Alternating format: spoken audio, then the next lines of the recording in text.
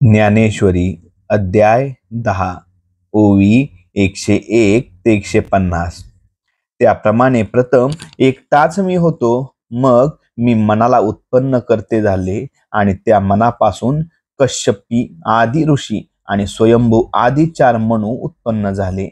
त्यांनी इंद्र, अग्नी, यम, वरुण, नैऋत्य, वायू, कुबेर व ईशान असे हे लोकपाल उत्पन्न केले।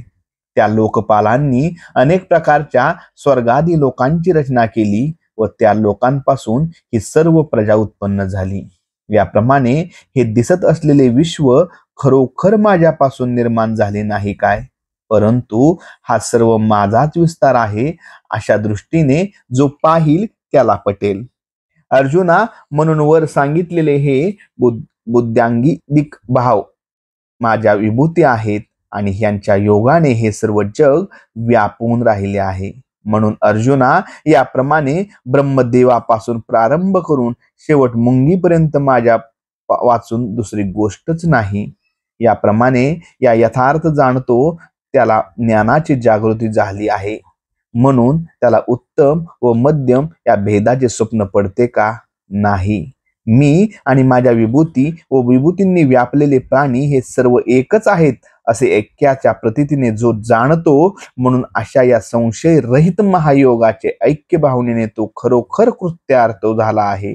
यात शंका घेण्याचे कारण नाही, कारण की अर्जुना, अशा अतर्व दृष्टीने जो मला भजतो त्याच्या भजनाच्या छंदात माझा प्रवेश आहे। म्हणून अभेद असा हा जो भक्तियोग, त्याच्याबद्दल काही शंका नसून यात खंडही नाही। शिवाय याचे आचरण करीत असता त्यात जरी थोडा बहुत व्यत्यय आला तरी त्यापासून चांगलेच फळ प्राप्त होते, हे तुला 6व्या अध्यायात सांगितले आहे। तेच माझे ऐक्य कसे आहे हे समजण्याची मनात इच्छा उत्पन्न होत असेल तर ऐक, ते मी सांगतो। तरी अर्जुना, सर्व जगाला मीच जन्म देणारा आहे आणि या सर्वाची स्थिती माझ्यापासून आहे। लाटांचा अनेक परंपरांचा जन्म अर्जुना पाण्यातच होतो व त्या लाटांना आश्रय पाणीच असते, त्याचे असणे पाण्यावरच अवलंबून आहे। याप्रमाणे पहा, सर्व स्थितीत या लाटांना ज्याप्रमाणे एकच पाणी आहे, त्याप्रमाणे माझ्याशिवाय ह्या सर्व विश्वात दुसरे असे काही नाही। याप्रमाणे मी व्यापक आहे असे समजून ते मला वाटेल तसे बसतात, परंतु त्यांचे भजन खरोखरच्या निर्माण झालेल्या अशा प्रेम भावनेने केलेले असते।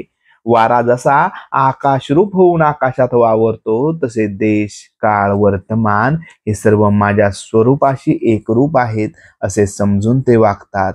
अशा माझ्या ज्ञानाने युक्त असलेले ते आत्मज्ञानी आहेत। ते मी जगद्रूप त्या मला अंतःकरणात साठवून त्रैलोक्यात सुखाने क्रीडा व्यवहार करीत असतात। जो जो प्राणी दिसेल तो तो प्रत्यक्ष परमात्मा आहे असे समजावे, हा माझा भक्तियोग आहे असे निश्चित समज। अंतःकरणाने ते माझेच स्वरूप बनून त्यात माझ्याच स्वरूपा अनुभवाने तृप्त झालेले असतात व अशा स्थितीत बोधाच्या भुलीमुळे जन्म मरणाला विसरतात। मग त्या ज्ञानाच्या मदाने प्रश्नोत्तर रूप चर्चेच्या आनंदाने प्रेमाने नाचतात। आता ते एकमेकास ज्ञानच देतात व घेतात। ज्याप्रमाणे जवळ असणारी 2 तळी उसळली असता त्यांचे पाणी उसळून एकमेकात मिसळते, अशा स्थितीत लाटा लाटांचीच घरे होतात। त्याप्रमाणे भक्तांना भक्त मिळाले असता आनंदाच्या लाटाची वेणी गुंफली जाते। अशा स्थितीत बोध बोधानेच बोधाचे अलंकार मिरवितो। ज्याप्रमाणे सूर्याने सूर्याला ओवाळावे किंवा चंद्राने चंद्राला आलिंगन द्यावे, अथवा सारख्या योग्यतेचे 2 प्रवाह एके ठिकाणी येऊन मिळावेत, ते ऐक्य रसाचा संगम होतो व त्या ऐक्य रसाचा पुरावर अष्टसात्विक भावाचे पुराड तरते। ते भक्त संवाद रूपी चव्हाट्यावरचे गणपती झाले, तेव्हा त्या ब्रह्मसुखाच्या उत्कर्षाने ते देहरूप गावाबाहेर धावत येऊन देह तादात्म्य टाकून माझे सुख मिळाल्यामुळे प्राप्त झालेल्या तृप्तीच्या उद्गाराने गर्जना करावयास लागतात गुरु व शिष्य हे उपदेशाकरिता एकांत स्थळी जाऊन तेथे ज्या एक अक्षराचा उपदेश करतात तोच उपदेश ते महात्मे मेघाच्या गडगडाटाप्रमाणे तिन्ही लोकांमध्ये जिकडे तिकडे गर्जना करून सांगतात. ज्याप्रमाणे पूर्ण उमललेली कमळाची कळी ही आपल्या आत असलेल्या सुवासास दाबून ठेवू शकत नाही, तर ती राजास अथवा गरीबास सुवासाची मेजवानी देते. त्याचप्रमाणे हे भक्त सर्व जगात माझे वर्णन करीत असतात व वर्णन करणाऱ्याच्या आनंदाने वर्णन करण्याचे विसरतात व त्या विसरामध्ये अंगाने व जीवाने विरतात. याप्रमाणे ज्यांनी माझे पूर्ण सुख आपलेसे करून घेतले आहे त्यांना अशा प्रेमाच्या उत्कर्षात दिवस अथवा रात्र याचे भान राहिलेले नसते. अर्जुना, असे समज की मग त्यांना आम्ही जे काही निरतिशय प्रेम द्यावयाचे तो उत्तम भाग ते आपल्या ठिकाणी आणि देण्याच्या अगोदरच कमावून बसलेले असतात. कारण की अर्जुना, ते ज्या वाटेने निघाले त्या मार्गाशी स्वर्ग व मोक्ष याची तुलना केली असता त्या आडवाटा वाटतात. म्हणून ज्यांनी जे प्रेम धरले तेच आमचे देणे त्यांनी आपल्या कमाईने मिळवले. अशा रीतीने आमचे काम त्यांनीच केले, पण ते आम्ही दिले असे त्यांनीच जगात प्रसिद्ध केले. आता यानंतर इतके घडेल की प्रेमसुख अधिक वाढावे आणि त्यावर काळाची दृष्टी पडू नये हे आम्हाला करावे लागते. अर्जुना, ज्याप्रमाणे आई ही आपल्या प्रेमाच्या दृष्टीने पांघरून करून आपल्या आवडत्या मुलाच्या मागे ते मूल खेळत असताना धावते, ते बालक जो तो खेळ दाखविल तो खेळ ती आई त्याच्या पुढेच सोन्याचा करून ठेवते, त्याचप्रमाणे माझ्या भक्तांच्या उपासनेचा अधिकार मी वाढवीत जातो. उपासनेच्या ज्या स्थितीच्या पोषणाने ते भक्त मला अनासाये प्राप्त होतील अशा तऱ्हेने पालन करणे मला विशेष आवडते.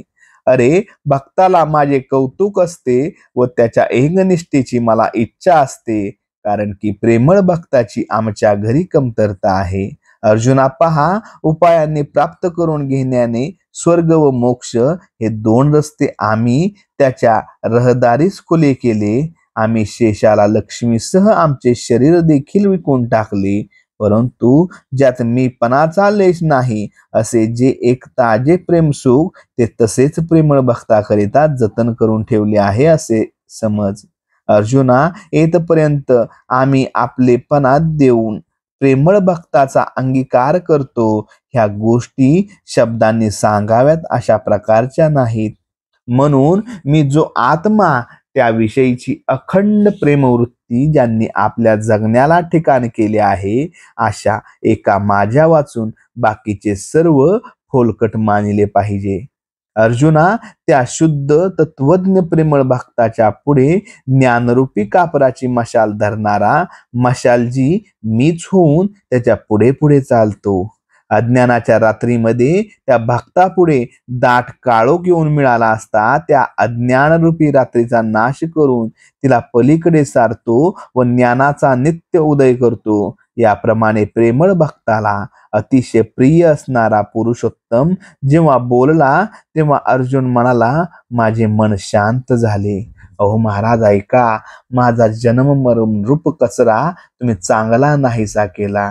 यापुढे देवा, मी आईच्या पोटातील अग्निकुंडापासून पोटात जन्म घेणाऱ्या त्रासापासून मुक्त झालो. महाराज, मी आपला जन्म हा आज डोळ्यांनी पाहिला. आत्मज्ञान होणे हा नवा जन्म आहे व तो माझा आज झाला.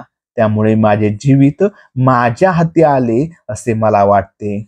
आज माझ्या आयुष्याची सफलता झाली व माझ्या दैवाला चांगले दिवस उगवले, कारण की देवाच्या मुखाने उपदेशरूपी कृपा प्राप्त झाली. आता या तुझ्या वाक्यरूपी प्रकाशाने अंधार स्वतः आत्मरूप न समजता जीवन स्वरूप उमजणे हे अज्ञान व बाहेरील अंधार प्रपंचाला ब्रह्मरूप न पाहता प्रपंच पाहणे हे अज्ञान हे सर्व नाहीसे झाले. म्हणून तुझे स्वरूप यथार्थपणे मी पाहत आहे.